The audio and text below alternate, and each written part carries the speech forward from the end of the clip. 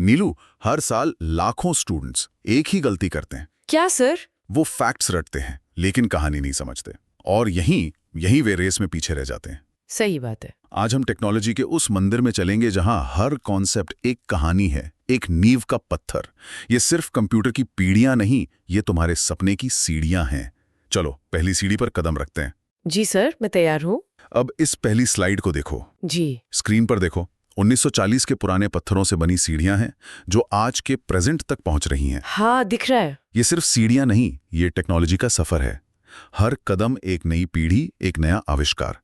इसे the temple of technology कहा गया है। The temple of technology. Slide का शीर्षक है कंप्यूटर पीढ़ियों का विकास, एक यात्रा। ये एक यात्रा है। हाँ, अब देखो, पहला पॉइंट परिचय।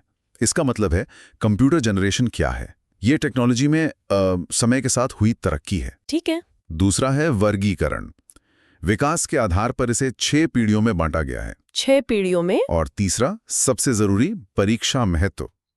प्रतियोगी परीक्षाओं के लिए 3 चीजें सबसे महत्वपूर्ण हैं: तकनीक, मेमोरी और कालक्रम। सर, इस एक इमेज ने तो पूरा चैप्टर दिमाग में सेट कर दिया। अब समझ आया कि हमें पढ़ना क्या और कैसे है। चलो अब नींव के पत्थर को करीब से देखते हैं। अगली स्लाइड। जी। बाईं तरफ देखो, एक बड़ा सा वैक्यूम ट्यूब चमक रहा है और उसके पीछे धुंधला सा एक बहुत बड़ा कमरा जैसा कंप्यूटर है। यही थी शुरुआत। इतना बड़ा? हाँ, शीर्षक है प्रथम पीढ़ी नींव के पत्थर, क्योंकि यहीं से सब कुछ शुरू हुआ था।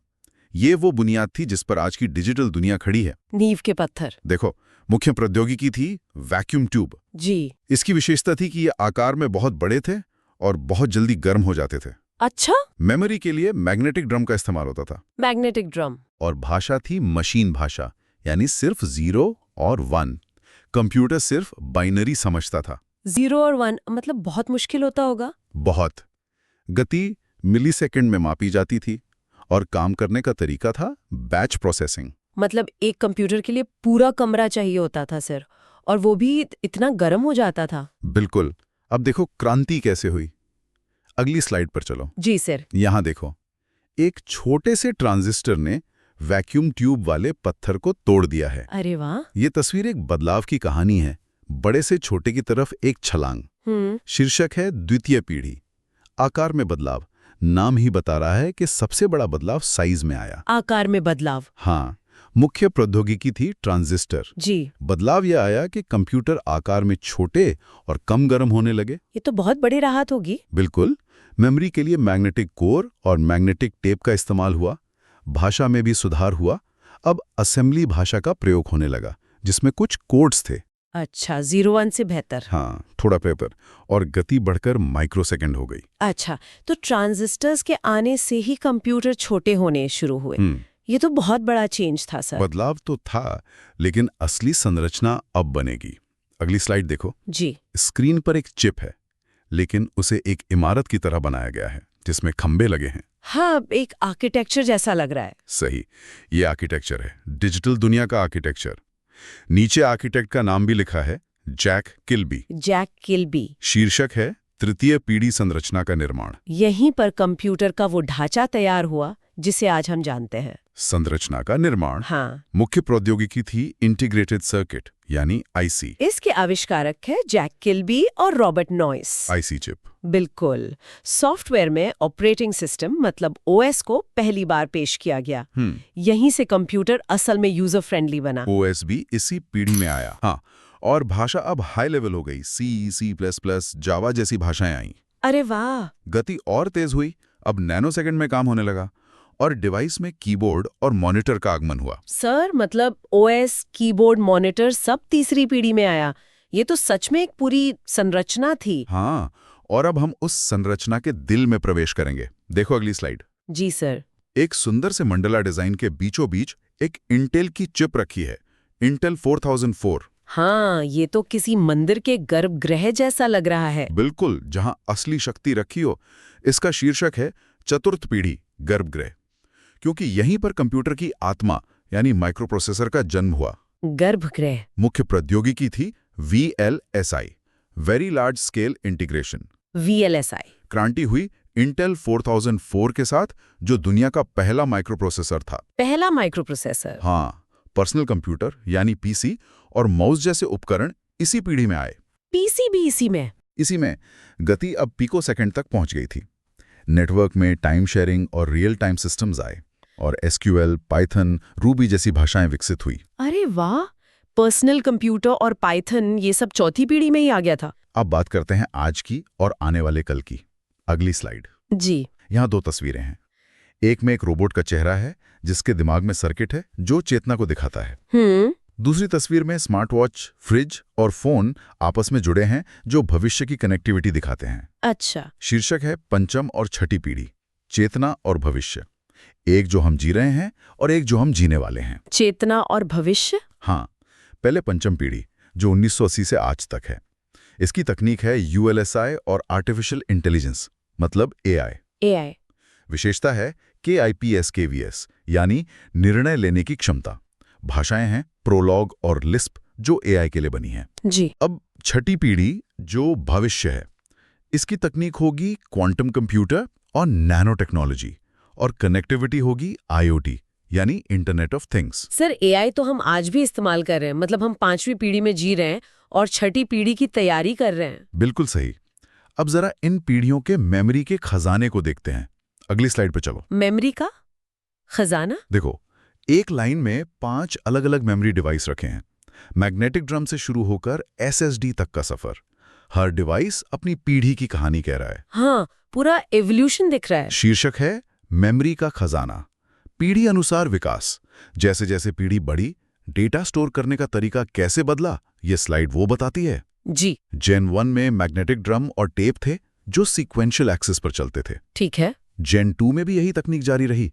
जेन 3 में सेमीकंडक्टर मेमोरी और हार्ड डिस्क आई। Hard disk? हाँ। जेन 4 में ऑप्टिकल डिस्क जैसे CD, DVD और फ्लैश मेमोरी का दौर आया। और जेन 5 में हम SSD और क्लाउड स्टोरेज इस्तेमाल कर रहे हैं। सर, नीचे एक नोट भी लिखा है। हाँ, और ये बहुत जरूरी है। ये एग्जाम अलर्ट है। नोट कहता है कि सेमीकंडक्टर मेमोरी का मुख्य रूप से आगमन तीसरी पीढ़ी से माना जाता है। एग्जामिनर यहीं से सवाल पूछता है, इसे याद रखना। दी सर, बिल्कुल। मेमोरी के बाद अब देखते हैं कि इंसान ने मशीन से बात कैसे की। अगली स्लाइड। जी। एक पुराने दस्तावेज या स्क्रोल की तस्वीर है जिस पर अलग अलग कोड लिखे हैं। सबसे ऊपर बाइनरी कोड, बीच में असेंबली कोड और नीचे हाई लेवल भाषा का कोड। ये भाषाओं का विकास है। सही, ये भाषाओं के विकास का प्रतीक है। शीर्षक है भाषा, संवाद के मंत्र। ये वो मंत्र हैं जिनसे हम कंप्यूटर को बताते हैं कि उसे क्या करना है। संवाद के मंत्र? लो लेवल भाषाएं पहली और दूसरी पीढ़ी में थीं, मशीन भाषा और असेंबली भाषा। जी। हाई लेवल भाषाएं तीसरी पीढ़ी में आईं, C++, जावा। डेटाबेस और स्क्रिप्टिंग भाषाएं चौथी पीढ़ी में SQL, पाइथन, पर्ल। और AI भाषाएं 5वीं पीढ़ी में प्रोलॉग और लिस्प। मतलब जैसे जैसे कंप्यूटर स्मार्ट हुआ, उससे बात करने की भाषा भी आसान होती गई। सही पकड़ा। अब इन भाषाओं से क्या क्या काम हुए वो देखो। अगली स्लाइड। जी। यहाँ 3 स्क्रॉल हैं। पहले पर कागजों का ढेर है जो बैच प्रोसेसिंग को दिखाता है। अच्छा, पहली पीढ़ी वाला। हाँ। दूसरे पर घड़ी और लोग हैं जो टाइम शेयरिंग और ATM को दिखाते हैं। और तीसरे पर दुनिया और शॉपिंग कार्ट है जो इंटरनेट को दिखाता है। शीर्षक है प्रमुख अवधारणाएं। ये वो बड़े आइडियाज हैं जिन्होंने कंप्यूटर के इस्तेमाल का तरीका बदल दिया। जी सर। पहला कॉन्सेप्ट था बैच प्रोसेसिंग, पहली पीढ़ी में एक बार में एक तरह के काम का समूह। ठीक है। दूसरा कॉन्सेप्ट चौथी पीढ़ी में आया, टाइम शेयरिंग जैसे गूगल सर्च, जहां लाखों लोग एक साथ काम करते हैं। और रियल टाइम जैसे ATM मशीन। टाइम शेयरिंग और रियल टाइम। और तीसरा कॉन्सेप्ट आया 5वीं पीढ़ी में, WWW और ई-कॉमर्स यानी इंटरनेट और ऑनलाइन व्यापार का युग। जी। और नीचे का नोट देखो, एक और एग्जाम अलर्ट। ऑपरेटिंग सिस्टम विधिवत रूप से तीसरी पीढ़ी में आया। ये तारीख की तरह याद कर लो। जी सर, अब ये कॉन्सेप्ट्स और उनकी पीढ़ी कभी नहीं भूलूंगी। बहुत अच्छा। अब स्पीड और डिवाइस का पूरा हिसाब एक जगह देखते हैं। अगली स्लाइड पर आओ। जी। एक स्पीडोमीटर है जिसकी सुई पेटोसेकंड पर है, यानी मैक्सिमम स्पीड। और उसके नीचे एक साफ सुथरी टेबल है जिसमें पीढ़ी, गति और इनपुट आउटपुट डिवाइस की लिस्ट है। ये तो समरी जैसा है। हाँ, शीर्षक है गति और उपकरण। ये स्लाइड पूरे सफर का सार है, स्पीड और इस्तेमाल होने वाले औजारों के नजरिए से। जी। जेन 1 की गति मिलीसेकंड और डिवाइस थे पंच कार्ड प्रिंटर। जेन 2 की गति माइक्रोसेकंड और डिवाइस वही रहे। ठीक है। जेन 3 की गति नैनोसेकंड हुई और डिवाइस आए कीबोर्ड मॉनिटर। जेन 4 की गति पिकोसेकंड और डिवाइस आए माउस स्कैनर टच स्क्रीन। और जेन 5? जेन 5 की गति पेटोसेकंड और डिवाइस हैं किप्स यानी स्वचालित सिस्टम। इस टेबल ने तो सब कुछ एक साथ दिखा दिया। रिवीजन के लिए ये बेस्ट है। और अब वो ब्रह्मास्त्र जिसके बिना परीक्षा के युद्ध में नहीं उतरना चाहिए। अगली स्लाइड। ब्रह्मास्त्र। स्क्रीन पर एक लाल रंग का अलर्ट बॉक्स है जिसके किनारे नुकीले हैं। हर पॉइंट के आगे एक टारगेट का निशान बना है। मतलब यहां से सीधा सवाल आएगा। सीधा निशाना लगेगा। शीर्षक है परीक्षा अलर्ट ब्रह्मास्त्र। ये वो तथ्य हैं जिन्हें तुम्हें हर हाल में याद रखना है। जी सर।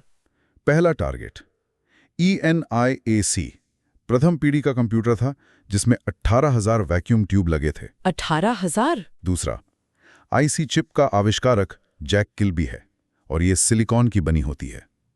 तीसरा पंच कार्ड का आविष्कारक हरमन हॉलरिथ है। जी। चौथा एप्पल के जनक स्टीव वोजनिएक हैं। पांचवा पहला स्टोर्ड प्रोग्राम कंप्यूटर EDSAC था। EDSAC।